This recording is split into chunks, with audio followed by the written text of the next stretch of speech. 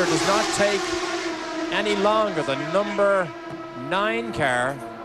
Derek, the point I think here is that without this incredible preparation level, David, I ask you too, this is the number 9 car which is currently running 3rd, and Calvin is there, but without this incredible level of preparation, these guys would not be commanding the lead that they are in the race. I mean, they're winning the race by staying in the race. It looks like he's damaged it on something, hasn't he? He's run over the curb somewhere, hasn't he? Calvin?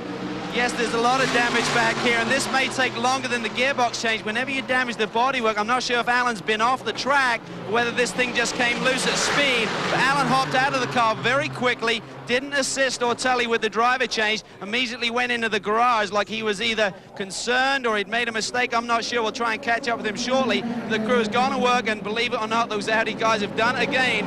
Looks like they've changed out a little bit of a problem with the pin on the right side, so not too much drama here. Probably cost them about a minute or so. They've plugged the lights back in on the rear tail. The tail goes back down. They've completed the fuel and the tire change already. So Stefan Ortelli, we've taken the number 9 machine back out. It probably cost them about 60 seconds over a normal pit stop. Wow. I'm just in awe. If any manufacturer is watching this demonstration, not just of the speed of a car and how well it runs, it's how quickly they can actually put this almost modular car back together and pull it apart and put it back on the track again. Calvin is with Alan McNish now. Calvin? We're going to try and get a word in here with Alan. Alan, the rear diffuser was loose. He's going to speak to Ralph Jutner right now, the team manager, just to give him a word as to what went wrong. Did it come loose, Alan, or did you have an off? No, I think it came loose or came off. I went into the S's after Dunlop, and the rear of the car just snapped sideways, and it fishtailed. Initially, I thought I'd got a puncture on the right rear, but when I accelerated onto the Mulsanne, it snapped again, going both ways, so I realized it was something universal either side.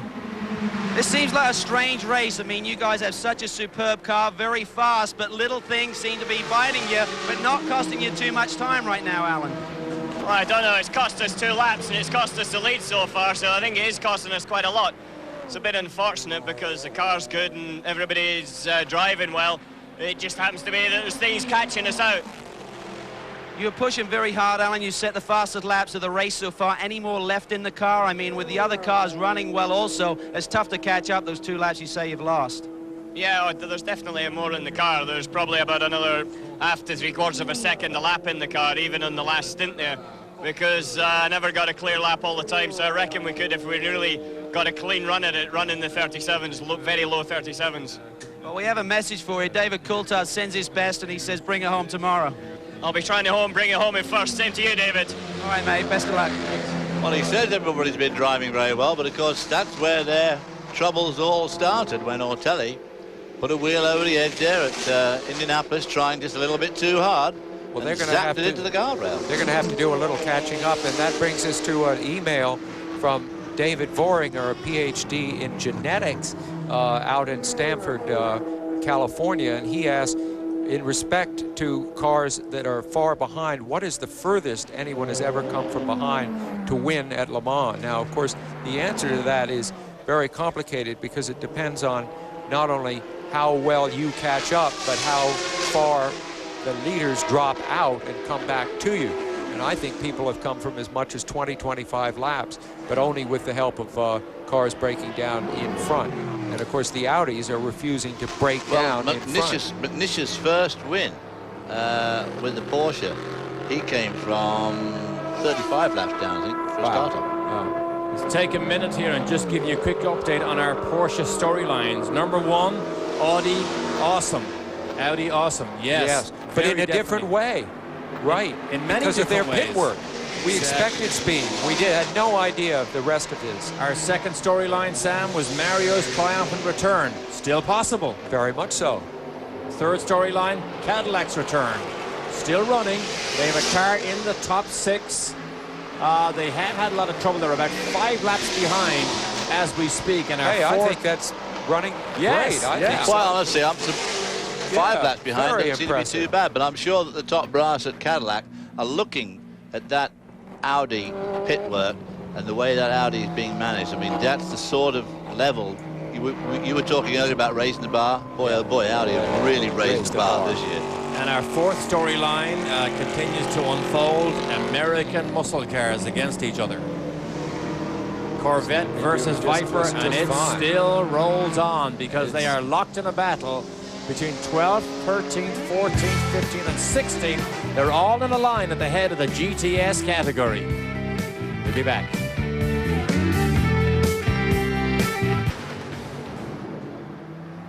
We're back, we're live. Derek Daly, Sam Posey, and David Hobbs in the booth. It is 1 o'clock in the morning live here in France. We have Calvin Fish and Dorsey Schrader patrolling the pit lane. On our Porsche Storyline update, we gave you a pretty quick preview, our overview of some of the American interest here. I want to just take a second and go through some of the rest. David Murray is back running again in the number 82 car. We saw him have a crash earlier on with Johnny Molan and Sasha Masson. The 71 car driven by Shane Lewis, Kurt Wagner, and Bob Mazzucola is out. They had a big crash as we watched the 83 car get refueled. This is Dick Barber's car, leading in the GT category. The two Corvettes we know are running strongly. Tommy Kendall is still running. They are 22nd overall at the moment in the Conrad Porsche. We know Tommy Archer is still active in the number 52 car. The Maxwell driven 675 car is still trying to fix its gearbox. We know Stefan Johansson is still running. Dorsey Schrader, I'm sorry I didn't get to you early enough. Do you have any update on the 83 car? Yeah, guys, there's nothing much down here. That car came in, took fuel only. They didn't do any tires. They took a look at the brakes for wear, and that was a very quick stop. Dorsey, I have a question for you that comes from one of our emails from Steve Nowicki. Do the cars carry tools or spare nuts, bolts, and wire, etc.? How about this year? What are the rules? Do you know? Well, they can carry tools, but they usually don't carry very much tools at all. Instead, what they normally do, you know what, like I said, we talked about one of the guys carrying a cell phone earlier on, but sometimes they'll bring a wrench or two with them. They carry spare fan belts for the pumps, so you can put a fan belt out if it breaks down out on the circuit. Dorsey, one last question for you. What is the average salary for drivers at Le Mans? You must know a thing about that. Well, I wish I could tell you that, but I think the Audi guys get more than some of these others. I think the Audi guys rather skew the average, probably. I think they earn it. Actually, you mentioned the cell phone. It was Shane Lewis who actually went off in the number 71 Porsche 911 on the Porsche curves. In fairness to Shane, it was not his fault. He went off and the oil laid down by one of the Deborah P light cars, so it wasn't Shane Lewis's fault, but he did hit the car or the barrier so hard they were not able to continue, and he was on the cell phone when the radio wouldn't work, so it was unfortunate. That's why he went off the road, because he was on the cell phone. Can I? Well, I don't know, but can I just tell you a little bit, add to that question about the tools? The last time I drove for Jaguar here in 88, 89, Jaguar had a complete set of tools rolled up in a leather case, as it is on the road car, and all drivers had to go through a complete mechanical rundown of the car and the tools that will fix certain items should you get stuck. Because remember, out on the track, the driver is the only one allowed to work on the car. The mechanic can look over the wall and tell you what to do. They cannot lay a hand on the vehicle. Absolutely. When I first drove here in 1962, we also carried a small spade in the car, because all the corners that are now surrounded by guardrail, there used to be a sandbank to keep you out of the trees right at the edge of the road. And if you got in the sand, you had to have a spade to get yourself out. I ran out of gas. Did you ever use one? I never used it, but I remember some. I used mine. I ran out of gas in a Renault-powered Mirage, hollowed out a bit under the front wheels, rolled the car forward to get the gas to pick up briefly at a front pickup, and was able to stagger a few hundred yards down the road. I hoped it would catch and really go, but it didn't. I repeated the whole process and finally had to give it up. Yeah, I just hated all that stuff. Beautiful shot. And there you see that great run out of the Porsche curves. That's the last, that very fast left-hander. Then there's a flat-out right-left, and then another straight run down into the Ford chicane, which of course is two left, right, left, right. David, here's an email we can address from Douglas McKay. What is the difference between an LPM 900 and an LPM 675? Obviously, two prototype classes. the difference is engine capacity and weight. Obviously, the weight of the LPM 900s, they're 900 kilograms, and the 675s are 675 kilograms. There's no limit on the size of the engine in the 900s, and of course there's a whole tremendous gamut of engines, from V8s, pushrods, to the Porsche with a 3.6 litre V8 twin turbo 4-valve overhead cam engine, but they all have restrictor plates, and those restrictor plates do vary depending on the size of the engine, and whether it's turbocharged, whether it's pushrod, whether it's 4-valve. So they all have a different restrictor plate. And the question is, on the second email from Lyle James, do you prefer this kind of restrictor plate racing, roughly, or would you rather see the more unlimited rules of the past? Well, as I'm not driving them anymore, I'd rather see the unrestricted rules, and they'd be going down the straight at 245 miles an hour, which is great while you're sitting up here. We love to watch that. And here's the only problem with unrestricted rules. If they're spending $100 million to win it now with unrestricted rules, you better have an open checkbook, because you cannot unlearn what you already know. And unrestricted rules means you spend a large fortune. Okay, we're going to slip away. It is still Audi 1, 2, 3. The Panoz cars are still there. We have a special guest when we come right back. So as the Le Mans rolls on live here on Speed Vision, if you're sitting back in your armchair taking good note of what's going on, let me just take you through the top 10 positions to give you an idea how they are spaced on the racetrack. The number 7 Audi, which is Christian Abt, Michele Albret, who is behind the wheel right now, and Ronaldo Capello is leading.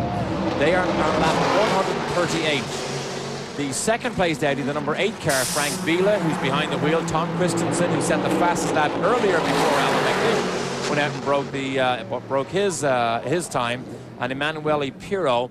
They are on the same lap, a little bit further behind. 2 minutes 49 seconds behind the leader is the number 9 Audi. That's the top 3 positions.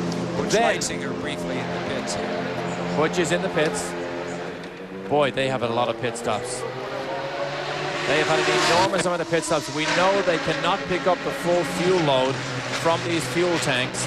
They have a serious rear hub problem. We saw one car burn to the ground earlier, very early in the race. We saw one crash. Calvin? Yes, Derek, Butch is in. It's a slow pit stop for some reason. Butch is having a problem with the gear shift, it seems, right now. They did some work on the headlights. They have these tearaways to actually clean them off. But right now, as Butch tried to fire up, it seems like he's stuck in gear. He cannot get the car refired. The mechanic has now gone down in there as a sequential shifter on this car. Now they've got it into neutral, it appears. Butch has got it fired up, and he's working feverishly to try and find low gear, and he's back out of here. So a worrying moment, but he is back on track. Don't forget, this is their first year here. Audi came here last year with a closed top car, an open top car, just trying to find their way, of which would be the best direction to be competitive this year. And look at the steamroller they've come back with. Okay, let me continue on here. 4th place is still the David Brabham, Magnussen, Mario Andretti Panoz. They are 34 seconds behind the 3rd place Audi. That is not bad.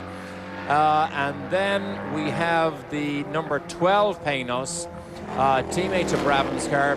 The 2 red cars, they are shown as 4 laps behind the leading Audis. They're quite a way behind. The top Cadillac is lap 133, which is 6 laps behind the leader. They are in position 6. Then we go to the number 22 Panoz car. That is 8 laps behind in 7th place. The Courage is 1 minute 32.9 seconds behind the Panoz. Follow me here, I know it's difficult. Then 9th place, which is Stefan Johansson, Jim Matthews, and Guy Smith Reynard. The 2KQ car is shown as 9 laps behind the leading Audi. The top 10 is the Panoz car, and that is the Johansson car. That is Stefan Johansson. Is that Stefan in the car? This car is heavily modified since it ran at Sebring, and there's some heavily modifications going to the stomach here. This is the Olive Garden. We thought they were finished earlier on. They did fix the car. They have the best pasta in the paddock. That looks like Stefan. Heavily modified this car was after the disaster of Sebring. So that is the top 10. It is now, they are 10 laps separate, the top 10 cars. Which actually is not that bad at this stage of the race. We're just 3 hours away from the first 12 hours of the 24. One of the advantages of course, being on the air for this length of time is that we get to visit with lots of special guests. We are joined in our booth by the Director of Motorsports of Michelin Tire North America, Mr. Herb Johnson, who has a big smile on his face. You enjoy what's going on here because your tires are basically dominating, Herb. So far, Derek, things are going very well for us. We came prepared for this race as we do each year. As you mentioned, we're leading the LMP class, top 3 positions, top 4 positions actually. In GTS, we're leading those classes, the first 3 positions with the Vipers, and we're also leading GT. So far so good. Things have gone very well. Can it get any better? Well, it can get a lot better tomorrow. We can sweep the podium in all classes. That would probably top things off. But again, we pay a lot of dues here. We come prepared. For the LMP cars, we brought 6 compounds as well as 6 different constructions. The same for the GTS cars also. Watching the number 9 Audi come in for what we presume is a routine pit stop.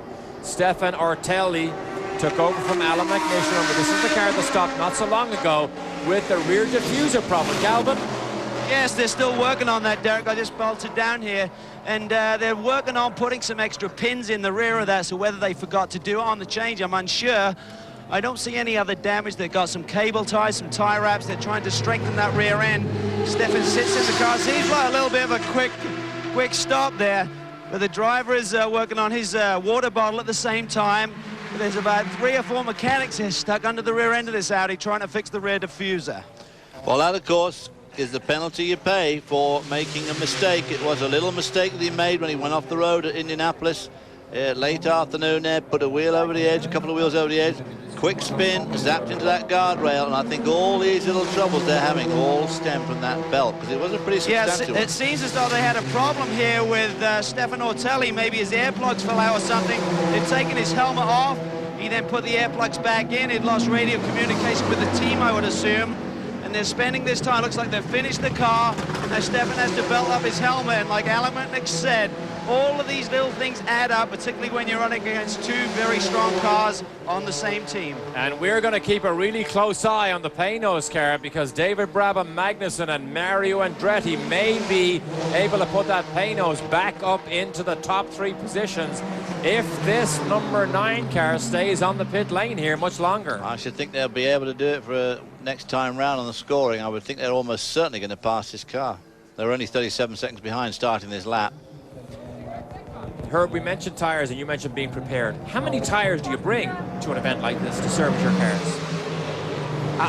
We've got over 4,000 tires here for this race. Again, like I said, we brought 6 combinations of compounds as well as 6 different constructions just for the LMP cars. They appear to be downloading. That's a lot of tires. It really is.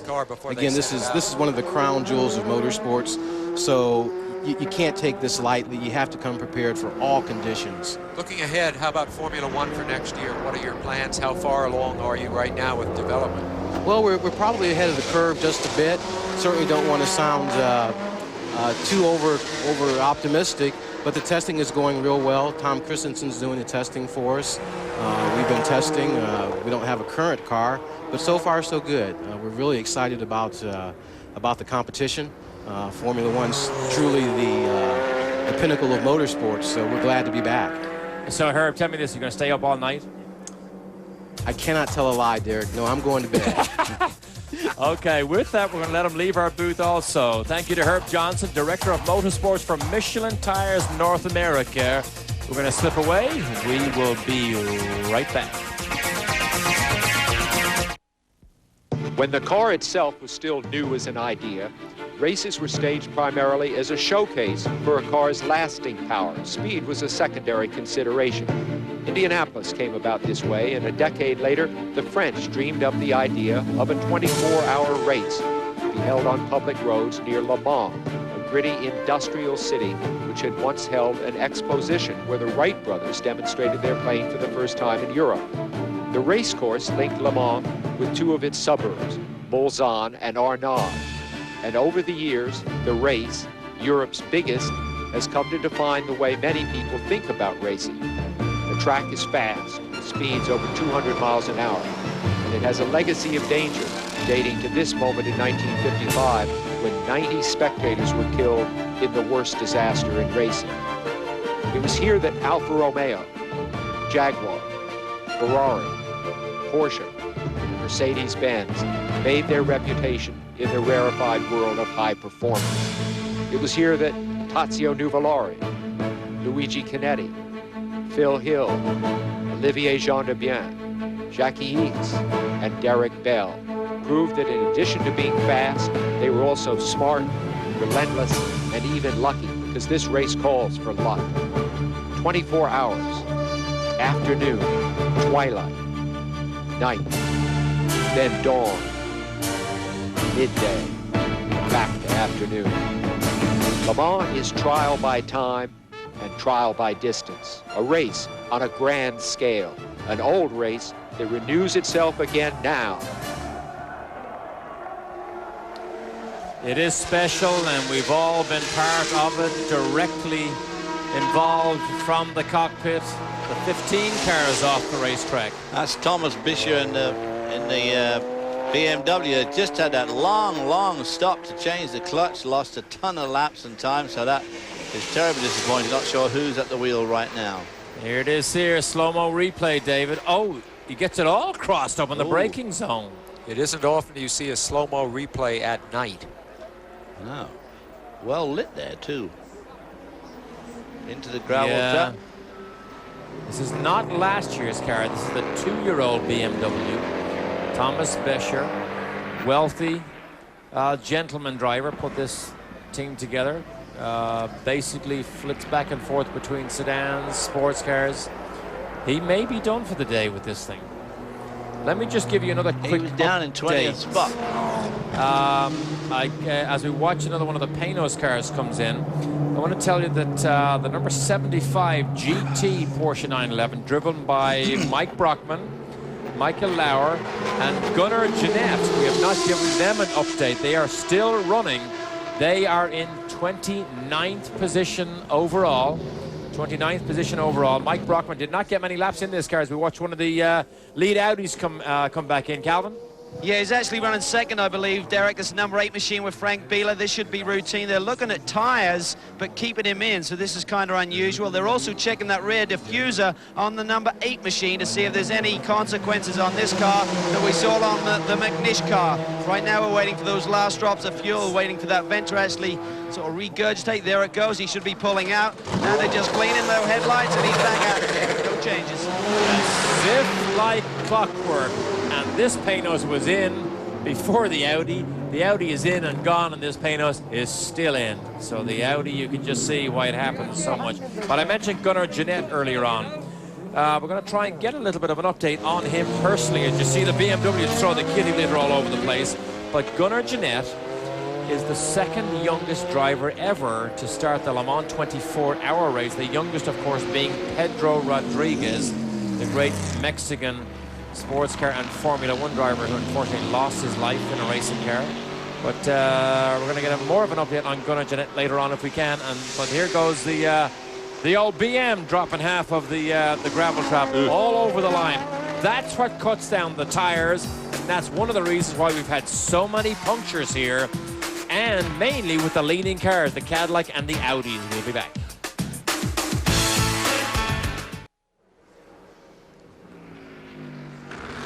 We're back, we're live, and we just see terrible pictures. Smoke screen from the back of Stefan Johansson's Reynard, Jim Matthews and Guy Smith, the 3 drivers in this thing. He has gone, this is Stefan behind the wheel, he has gone for almost half a lap with this enormous smoke screen behind him. Obviously thinks he can make it all the way around. One of the Panoz cars, another puncture. Oh, another puncture. Look at David, look at the gravel. There's gravel all over the road there where the BMW spun off. Whether that caused that puncture or not, it's hard to tell, but it certainly is likely to cause puncture. These tires, of course, very hot, and those gravel just punched right through it. Look at the Stefan smoke screen there. I think he's going to stop. Driving it. No, and that's the Panoz running very slowly. We've seen exactly this. You can see how that tire's already ripped off the left corner of the bodywork. You can see that the left rear light's gone and the top of the fender, so they'll have to change the bodywork. This is the Team Dragon Japanese entry. There are 2 all Japanese driven cars here, 6 Japanese drivers in the Team Dragon cars. They're run by Dave Price. It's a customer car situation. Dave Price from England runs the European team and a US-based team. But they are in all sorts of trouble. We saw the Cadillac do exactly the same thing. We know the Audi has had at least 2 punctures. We've had complaints about sharp stones and gravel as Stefan Johansson. Still, he didn't make it. He didn't make it. Tried to make it around. Finally ran out of oil, ran out of something. Maybe ran out of crankshafts and pistons and conrods. In fact, you can smell it in the booth now. You can smell that oil. Yeah, you can. Yeah, because it blew up right. It was very unfortunate because it went right in front of the pits. Too late, he'd already gone past the pit entry. And he tried to make it around, but of course, 8.5 miles. What a shame. No way. He's only made it about 1.5 miles, actually. Stefan Johansson, Guy Smith, who was making his, who tried to make his Indy 500 debut this year, was running in 8th place when the smokescreen started, along with Jim Matthews. Matthews and Stefan, obviously partners in that team. And this is the 6th place Cadillac LMP car. They are only 8 laps behind. They've had more than their fair share of trouble. This is the DAMS car. This is the DAMS car. Now, Stefan Johansson's management of that team is led by a good friend of mine, John Wickham. He's with Dorsey. Well, John Wickham, we just saw the car on TV. Looked like it had a motor failure, at least a lot of smoke. What have you heard? I think it is a motor failure, yeah. We've lost oil pressure completely, so we've stopped. Well, I've seen you giving all your guys, mechanics, a handshake for a good job done. Yeah, to go this far with a car that we hadn't run half an hour before, really, in this setup's pretty good. Well, it was a tough break. See you next year. Thanks. See you next year. You look into the eyes of Christian Abt. He's about to get into the number 7 Audi R8. Teammates Michele Alboreto, Ronaldo Capello. Alboreto, the animal, is in the car. He has done so much running, and we're just over. Are we over halfway? We're almost halfway. Halfway? We're only got 2 hours to go. We're getting halfway. We're not halfway yet. That's right. Well, you are getting ahead of your... Yeah, absolutely. So. Wishful thinking, I suspect. That. I will tell you, for all you back in the States, it is 25 minutes to 2 in the morning. And we are still up and bright-eyed and bushy-tailed as the Panoz car with the left rear tire shredded and the bodywork tries painfully to make its way back to the pit lane.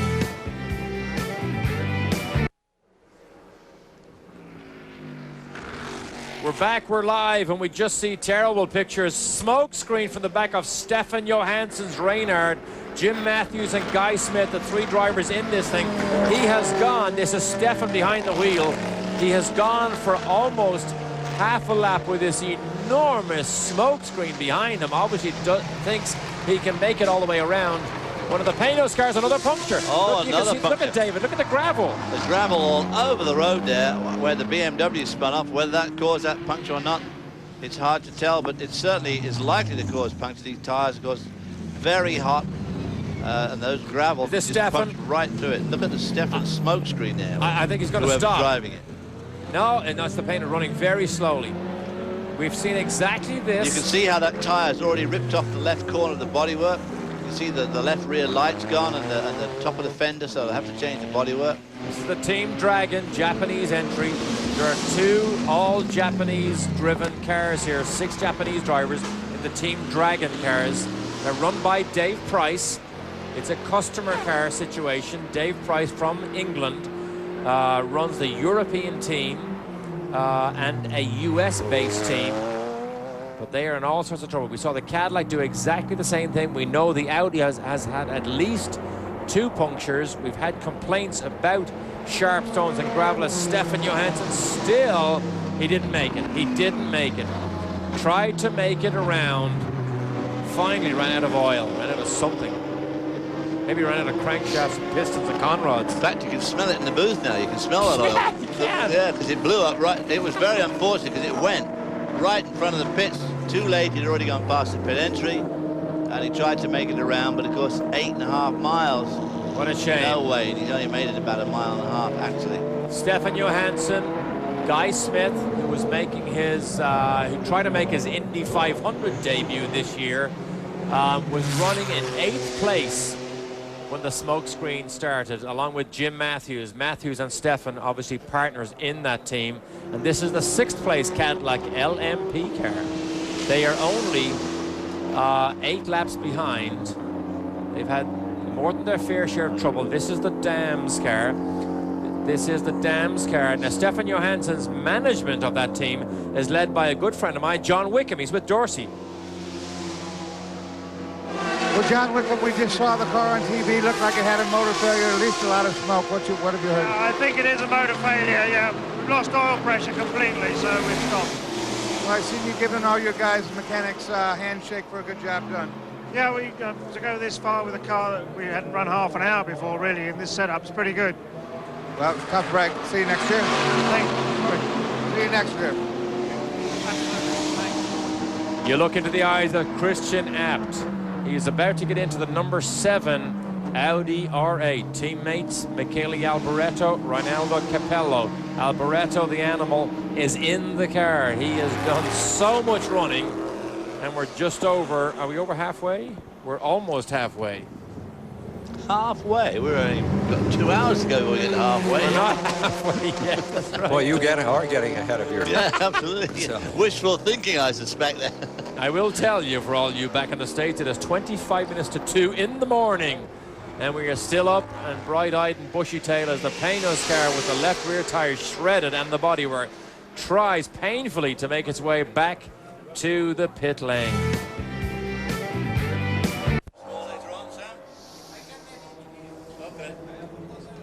We're back, we're live. This is the Team Dragon car. Making its way. Masahiko Kondo. We followed him earlier on. He was one of the drivers in this. He is the pop star from Japan. Made a big name for himself. Still makes a big name for himself. Unfortunately, as slow as he's driving, he's already done the damage. As you can see, torn the rear bodywork off that thing. But he did show admirable restraint. Yes, he did. Right into the garage. Can I just make a quick correction? I had mentioned about Gunnar Jeanette being the second youngest to Pedro Rodriguez. Of course, it was his brother Ricardo Rodriguez. I remember when I was a young lad in England, of course, the Le Mans 24-hour race was the race to win and be in. And before I'd started racing, the Rodriguez brothers came here. And I was so impressed, these young boys who were about to do this race. They had to get a special license because they were only, what, 17 and 18, wasn't it? Yeah, it was incredible. I want to make a correction, too, just in case it was a sense about my implication about the Ford Ken Miles thing.